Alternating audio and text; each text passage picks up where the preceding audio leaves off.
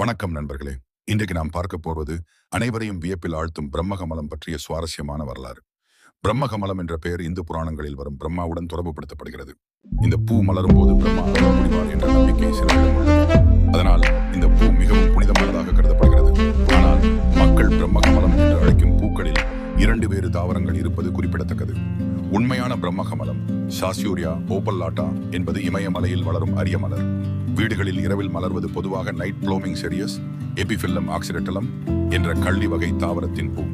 இதையும் பலர் பிரம்மகமலம் என்று அழைக்கிறார்கள். இந்த பூ ஆண்டில் சில முறை மட்டுமே, அதுவும் இரவில் மலர்ந்து அதிகாலைக்குள் வாடிவிடும்.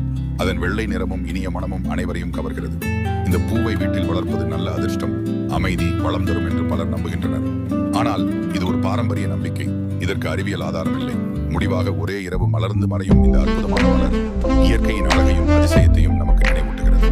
இந்த வீடியோ பிடித்திருந்தால் லைக் செய்யுங்கள், ஷேர் செய்யுங்கள். மேலும் இது போன்ற சுவாரஸ்யமான தகவல்களுக்கு நமது சேனலை சப்ஸ்கிரைப் செய்யுங்கள்.